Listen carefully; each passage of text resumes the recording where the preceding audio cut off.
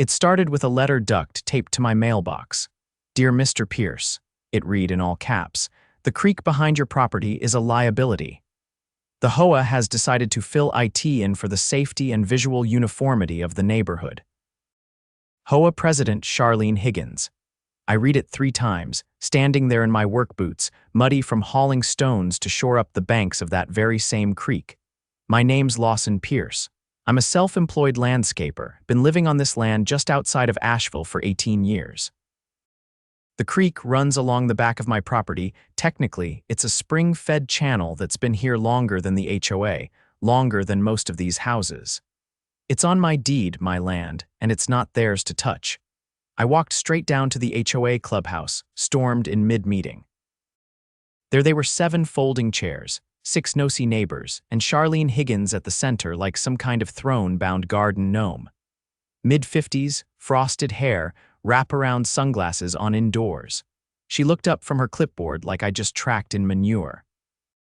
"Lawson," she drawled, nasal and smug, "you should have scheduled time to speak. We're in the middle of a vote." "You don't get to vote on my creek, Charlene. It's not HOA property," she sniffed. "The board has determined it's an eyesore and a mosquito hazard. We're acting under Article 7, Section 5 Environmental Risk Mitigation."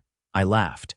"That's about trash bins and standing water. This is a natural creek. You don't have jurisdiction." She leaned back. "Well, we'll see what the county says. We've already contacted a contractor. Work starts Monday."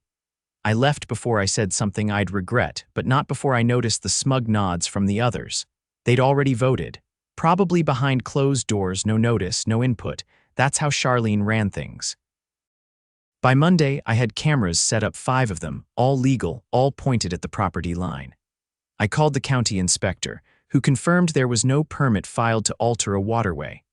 Still, at 9 a.m. sharp, a backhoe rolled in, trailed by a flatbed full of gravel and rubber sheeting. And behind them, Charlene in a sun hat, holding a clipboard like she was directing a parade. I intercepted the crew. "You dig on my land, I'll have you trespassed," I said, handing the foreman a copy of the plat map with the creek clearly marked. He blinked at the map, then back at Charlene. "Ma'am, proceed," she said. "This is HOA business." He hesitated, then started the backhoe. That was the moment I called the sheriff. I had video, I had surveys, I had Charlene on camera ordering the dig. But by the time the deputy showed up, they'd already filled in 30 feet of the creek and rerouted the water into a ditch behind the newer homes uphill. Charlene acted like nothing was wrong. "The water's still flowing," she told the deputy. "Just somewhere more appropriate." "It's a landscaping improvement." The deputy frowned. "You can't just reroute a waterway without permits, ma'am."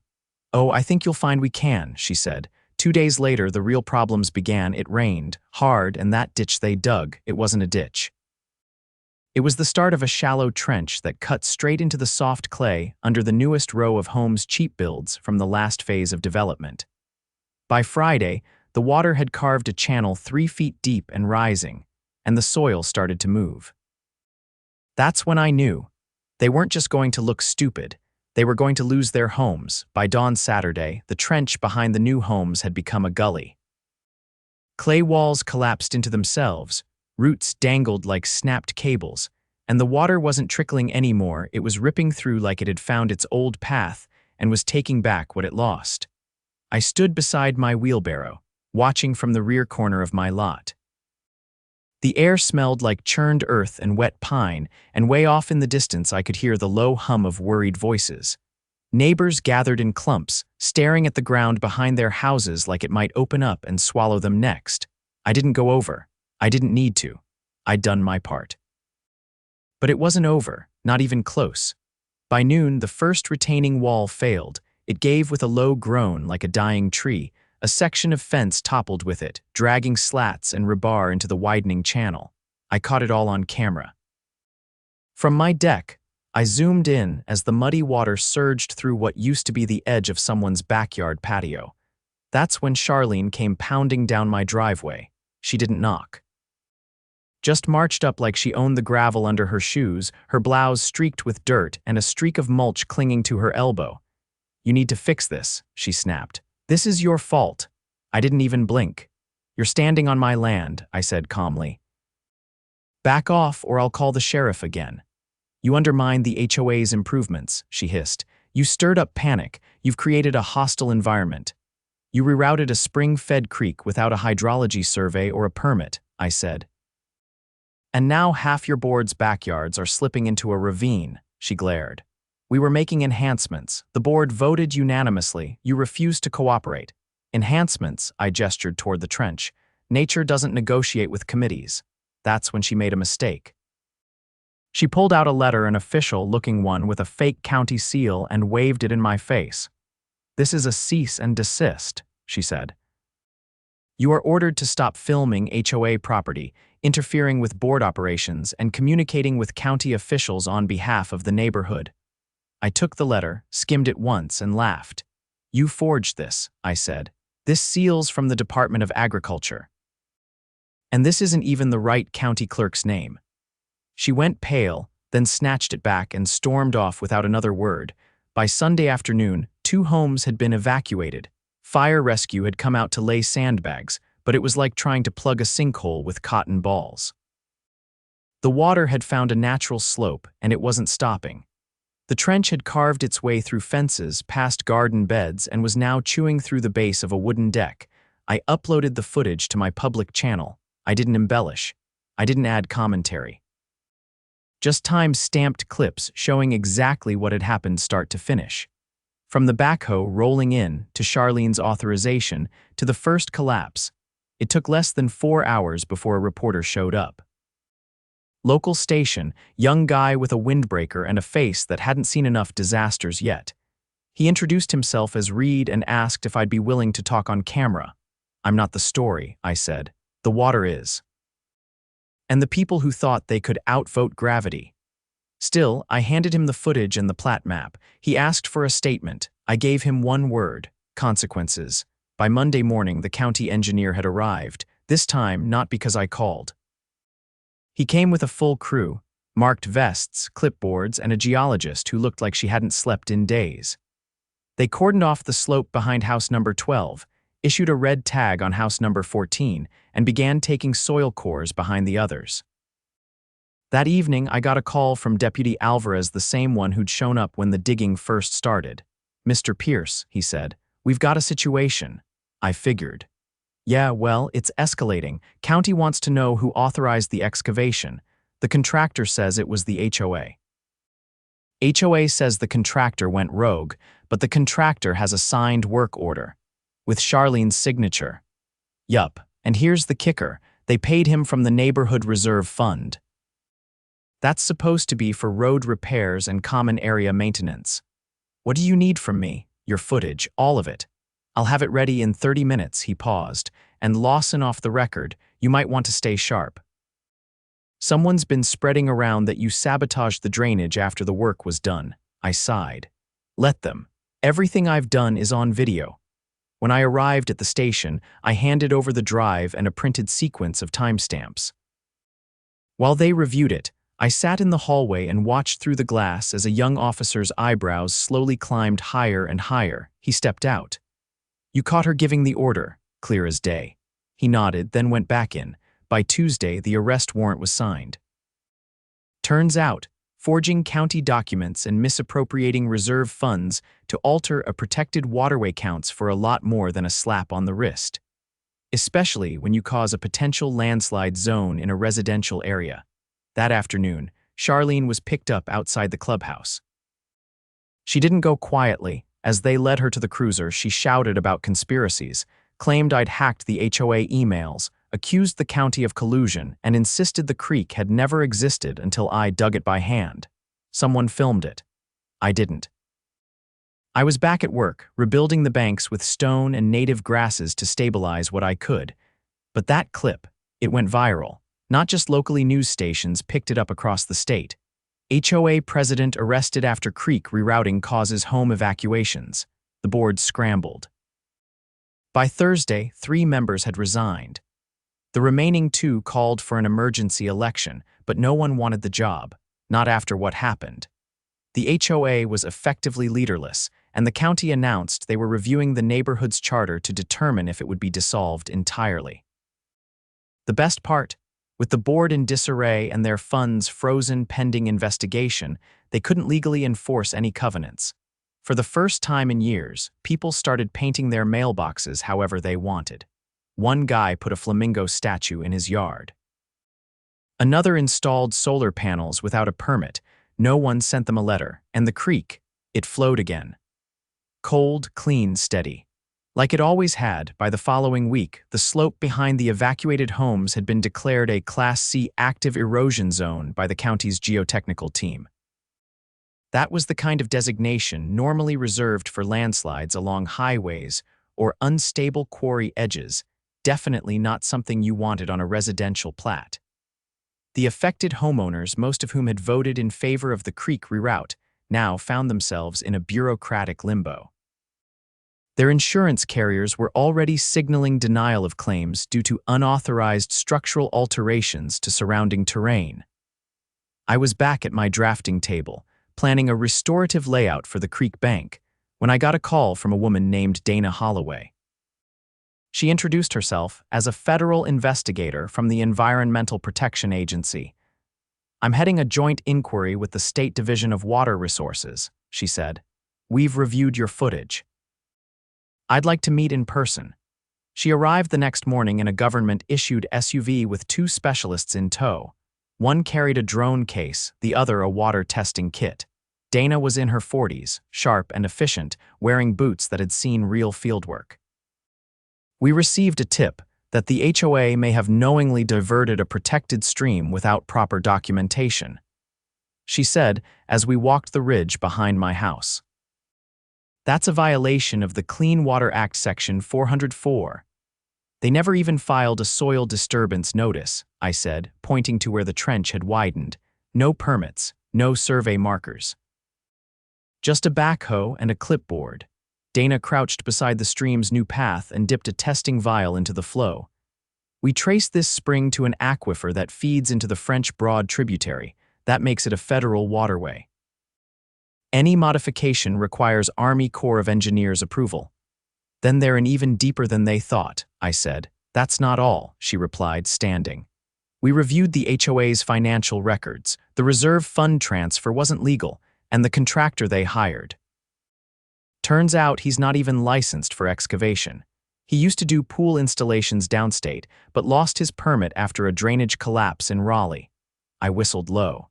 "So they hired a band contractor using community funds, forged documents, and redirected a protected stream." Dana nodded. "We've issued subpoenas for the remaining board members. If they coordinated this knowing the risk, it moves into criminal territory, environmental fraud, misappropriation of funds, and possibly conspiracy." As if on cue, the contractor Frank Donnelly rolled up in a dented pickup with no license plate. He parked crooked across two spaces near the clubhouse and stepped out wearing a sleeveless shirt with dried cement on the front. "Who's asking about me?" he called across the field. Dana didn't flinch. "EPA. We have some questions about your excavation here last week." Frank's confidence wavered instantly. "I was told it was approved. Charlene said the board had it covered. Did you see a permit?" She said it was on file. "I don't ask questions when the check clears." Dana pulled a folded form from her coat. "This is a notice of inquiry. You're officially under investigation for unauthorized alteration of a federal waterway." Frank tried to laugh it off, but his voice cracked. "Wait, federal? I thought this was just some drainage work. I didn't even bring my full crew." "You operated heavy machinery without erosion controls on a slope with known clay substrate. That qualifies as negligent conduct." He shifted his weight and glanced back at his truck. "I didn't know it was going to slide. I just did what she told me." "That's going to be a problem," Dana said as she handed him the notice. "A big one." As Frank peeled away, tires kicking up gravel, Dana turned to me. "We'll be issuing a freeze on all HOA accounts and recommending temporary administrative receivership until the criminal inquiry concludes." "That'll go over well," I muttered. Before she left, she handed me a card. "If anyone contacts you with threats or pressure, call me directly." This case just became federal. That night, I installed 2 more trail cams along the property edge. The rain had let up, but the ground was still unstable, and I didn't trust anyone not to try something stupid under cover of darkness. 2 days later, someone did. It was just after midnight when my phone buzzed with a movement alert.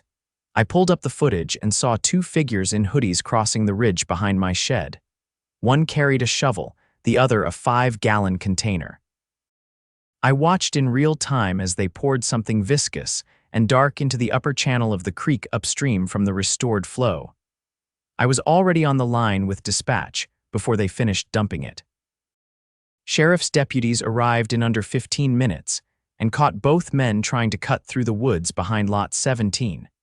Turned out one of them was the adult son of a board member, the other was a landscaper who'd lost several HOA contracts after the footage went public. They claimed it was just fertilizer runoff, but the EPA's team tested the site the next morning and confirmed it was used motor oil. That put things into a whole new category: environmental sabotage. Daner returned with a hazmat crew, and they traced the origin of the oil to a garage on Sandpiper Drive. A search warrant turned up barrels of waste fluid and a burner phone containing a message that read, "Make it look like runoff." "We'll say it's his fault. They were trying to frame you," she said flatly, "and they almost succeeded," I replied, "if I hadn't had cameras up." "We're adding obstruction and conspiracy to the charges," Dana said, "and recommending federal prosecution." It took less than a week for indictments to roll in. Charlene was charged with environmental fraud, forgery, and criminal negligence.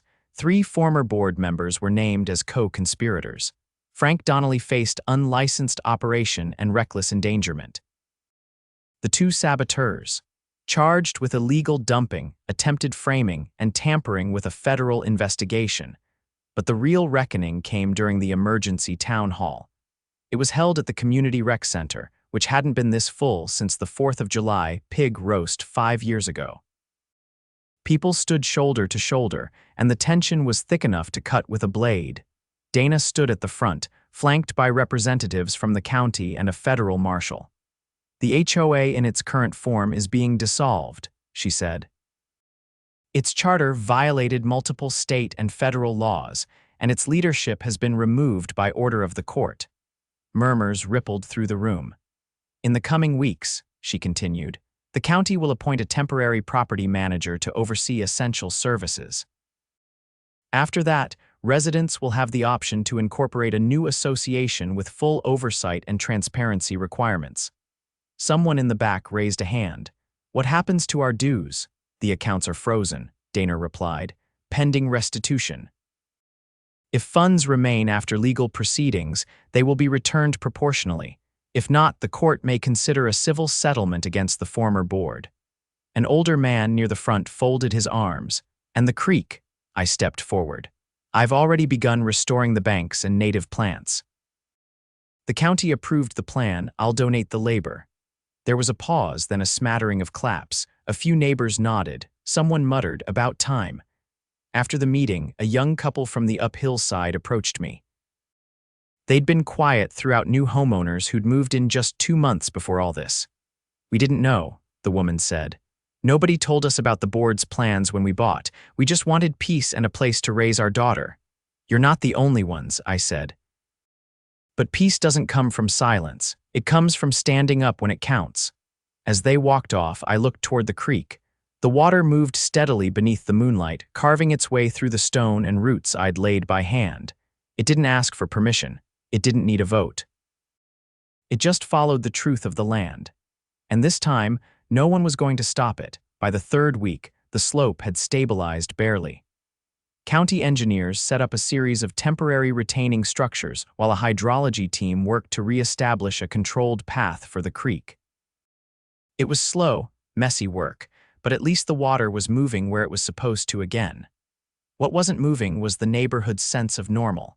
A temporary property manager named Calvin Reed had been appointed by the county. He was a retired civil engineer with a clipboard always under one arm and the kind of polite tone that made people nervous.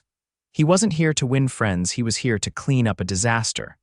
"Mr. Pierce," he said during a site walk along the western boundary, "I've reviewed your restoration plan." Meticulous, you included groundwater flow models. I've worked around springs most of my life, I said. Didn't need a board to tell me which way water runs. I didn't think you did, he said, flipping through the pages. The county's requesting you expand the riprap barrier along the downstream edge. They want to ensure runoff doesn't destabilize the slope again. I nodded. I'll have it done by Friday. He paused, then looked toward the gutted trench where 3 homes still stood empty with red tags on the doors. I've overseen highway landslide mitigation in Appalachia, but I've never seen a subdivision wreck itself with this much enthusiasm. They thought authority could bend the land, I said. Turns out the land doesn't care who signs the checks. Later that afternoon, I got a call from a lawyer named Vivian Mendez. She represented a group of homeowners preparing a class action suit against the former HOA board. Her firm had been retained after the EPA's report was released to the public, and it wasn't pretty. They violated at least 6 state statutes, she said, not including the federal charges already pending. Let me guess, I said. You want my footage? Already have it. The EPA shared it. But we'd like you to testify as a material witness. Happy to. They tried to poison the creek. There's more, she said. We subpoenaed private emails between Charlene and a developer named Owen Rusk. He owns the lots uphill undeveloped parcels. Turns out she promised him a drainage easement in exchange for a stake in a future build. My grip on the phone tightened. She tried to reroute the creek to benefit a real estate expansion. Yes, Vivian said, and she knew the reroute would increase erosion risk. The emails are explicit. Let me guess he's vanished. Not quite. He's been indicted.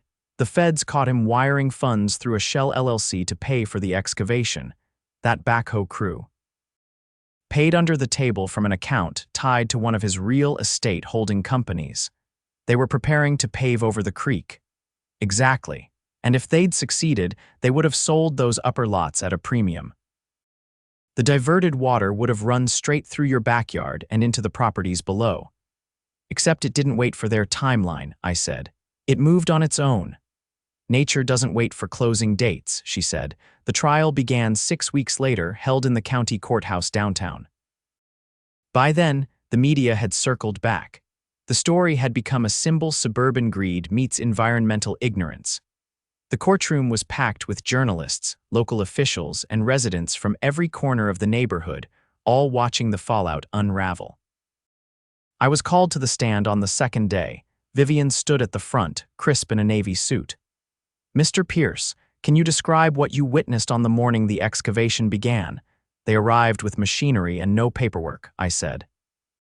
I presented them with a plat map, proving the creek ran through my deeded property. They ignored it. And did anyone from the HOA acknowledge that the work required permits? Charlene Higgins said, quote, "This is HOA business." And after the excavation, the slope behind several homes began to collapse. Water carved a trench. 2 decks were compromised. 3 homes were evacuated. Did you confront Miss Higgins? She approached me first, tried to blame me for the collapse. Then she handed me a forged cease and desist order. Vivian held up the document, now in an evidence sleeve. This one, I nodded. It had the wrong agency seal and a fake clerk's signature. She tried to make it look like a county order. And why would someone do that? To silence me. She didn't want the footage getting out. Vivian turned to the jury. No further questions. The defense tried to imply I had a long-standing grudge against the HOA. They brought up an old dispute over a fence height from 5 years earlier. I let them talk. The jury didn't buy it. Especially not after the EPA investigator took the stand and laid out the full web of fraud emails, shell accounts, and the attempted cover-up involving the motor oil dump. That was the nail in the coffin. The verdict came in after 5 days of testimony. Guilty on all counts: environmental fraud, conspiracy to commit real estate fraud, forgery, and reckless endangerment.